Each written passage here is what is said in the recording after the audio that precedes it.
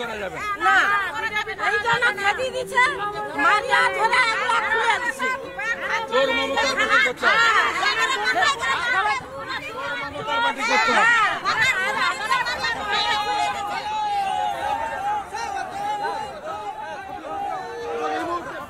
শুভেন্দু অধিকারী তিনি এসে পৌঁছেছেন, সাধারণ মানুষ তারা তাদের ক্ষোভের কথা, তাদের অভিযোগের কথা শোনাচ্ছেন। সেই ছবিটাও আমরা দেখাচ্ছি লাগাতার ফার্স্ট অ্যান্ড এক্সক্লুসিভ রিপাবলিক বাংলায়। আরো অনেকে হয়তো দেখাতে ভয় পায় এই ছবিগুলো, এই বক্তব্যগুলো শোনাতে হয়তো ভয় পায়, কিন্তু আমরা শোনাবো। আমরা চোখে চোখ রেখে প্রশ্ন করি, অমিত কেমন? অমিত একটু ছবিটা দেখাও। বিরোধী দলনেতা শুভেন্দু অধিকারী তিনি কথা বলছেন সাধারণ মানুষের সঙ্গে, সাধারণ মানুষ তাদের অভিযোগের কথা তুলে ধরছেন। সেই ছবিটা শোনাও, দেখাও।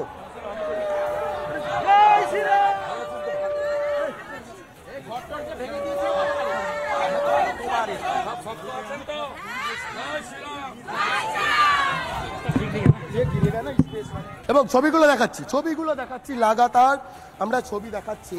এই মুহূর্তে দাঁড়িয়ে বিরোধী দলনেতা শুভেন্দু অধিকারী তিনি কথা বলছেন মানুষ তাদের তাদের ক্ষোভ উগরে দিচ্ছেন বিরোধী দলনেতাকে কাছে পেয়ে। বয়স্কা থেকে শুরু করে যারা যুবক যুবতী তারাও বলছেন কি ধরনের অত্যাচারের মুখে তাদেরকে পড়তে হয়েছে, এবং যেখানে অভিযোগের তীর স্থানীয় ভূপতিনগর থানা এবং রাজ্য প্রশাসনের বিরুদ্ধে, সেই একই রকম ভাবেই কিন্তু বারংবার আবারও বিজেপি নেতৃত্বকে পথে নেমে অভিযোগ করতে হচ্ছে অন্যায়ভাবে বিজেপি করার অপরাধে, অন্যায়ভাবে তাদের উপর আক্রমণ করার, তাদের উপর অন্যায়ভাবে অত্যাচার চালানোর অভিযোগ করতে হচ্ছে। এবং ছবিগুলো দেখাচ্ছি এবং অবশ্যই ইতিমধ্যেই এসসি কমিশনে অভিযোগ জানানো হয়েছে। বিরোধী দলনেতা তিনি বলছেন এসসি কমিশনে অভিযোগ জানানো হয়েছে, পরবর্তী ক্ষেত্রে আরো প্রয়োজনে আরো বৃহত্তর ক্ষেত্রে অভিযোগ জানানো হবে, কোনোভাবেই ছাড়া হবে না। বিরোধী দলনেতা শুভেন্দু অধিকারী তিনি সব বার্তা দিচ্ছেন, কোনোভাবেই ছাড়া হবে না। যাদের বিরুদ্ধে ভয়াবহ অভিযোগ, সেই অভিযুক্ত পুলিশ কর্মীদের বিরুদ্ধে প্রয়োজনীয় আইনি পদক্ষেপ নেওয়া হবে। এবং বিরোধী দলনেতা সর্বোপরি শুভেন্দু অধিকারী, রাজ্যের বিরোধী দলনেতা নন্দীগ্রামের বিধায়ক, তিনি পাশে রয়েছেন, এমনটাই কিন্তু সাফ বার্তা দিচ্ছেন বিরোধী দলনেতা শুভেন্দু অধিকারী।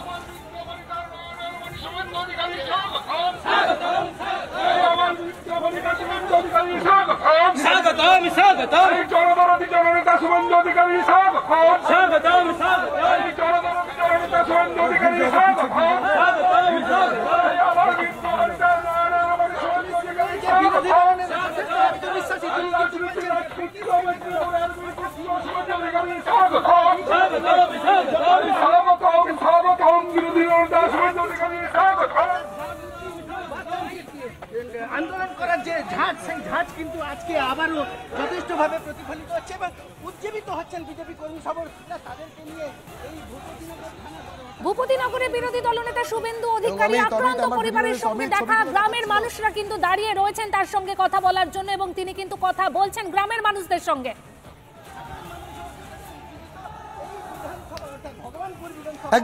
একদমই সেই ছবিটা আমরা লাগাতার দেখাচ্ছি। আমার ভিডিও লিস্ট অমিত আরো একবার দেখাও। বিরোধী দলনেতা শুভেন্দু অধিকারী তিনি হেঁটে আসছেন, তার সঙ্গে আরো একবার আমরা কিছুক্ষণ আগে আমরা কিন্তু প্রতিক্রিয়া শোনাচ্ছিলাম, আরো একবার প্রতিক্রিয়া শোনানোর চেষ্টা করব। বিধায়ক রবীন্দ্রনাথ মাইতি তিনিও রয়েছেন, এবং সেই জায়গা থেকে দাঁড়িয়ে বিরোধী দলনেতা শুভেন্দু অধিকারী তিনি বারবার বার্তা দিয়েছেন যে এই আক্রান্ত পরিবারের পাশে তিনি থাকবেন। বিজেপি রাজ্যের প্রধান বিরোধী রাজনৈতিক দল এবং অবশ্যই সর্ববৃহৎ যে রাজনৈতিক দল, সেই বিজেপির কেন্দ্রীয় নেতৃত্ব থাকবে, উচ্চতর ক্ষেত্রে প্রয়োজনে আইনি পরামর্শ নেবেন। শুভেন্দুবাবু আপনার সঙ্গে আরেকটু আপনার প্রতিক্রিয়া শোনার চেষ্টা করব। বারবার বিধানসভার ভেতরে বাইরে আপনি সরব হয়েছেন এই রাজ্যের নানান অবিচার নিয়ে। এটাও তো অবিচার, তো ভয়ঙ্কর মানবাধিকার লঙ্ঘন।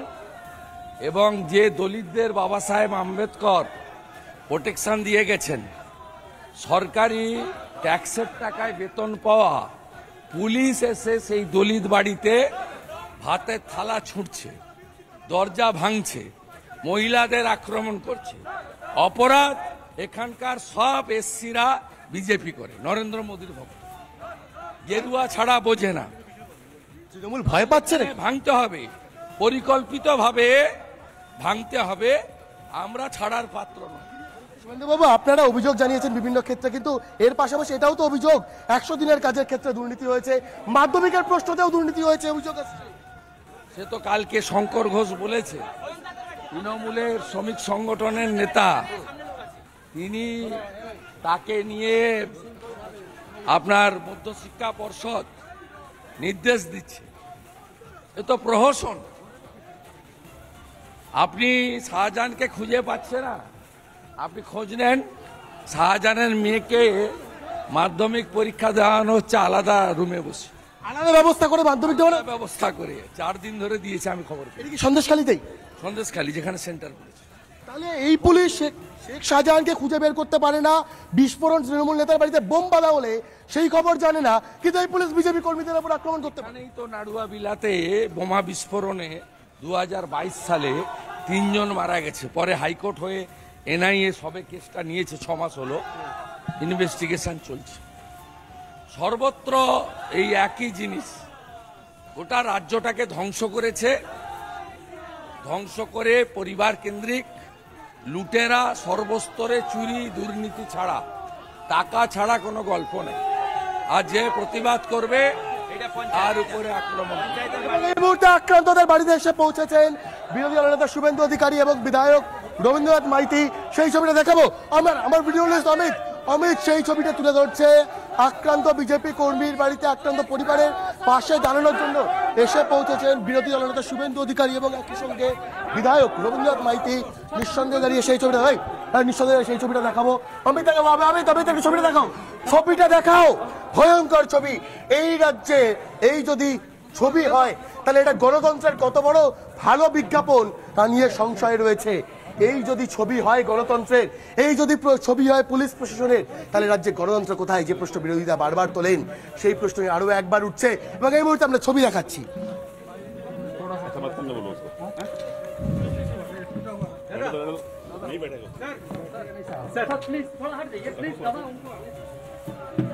এবং অবশ্যই বারবার করে বিরোধী দলনেতা শুভেন্দু অধিকারী তিনি সাফ বলছেন যে এই পুলিশের বিরুদ্ধে ব্যবস্থা হবে, চোখে চোখ রেখে লড়াই হবে।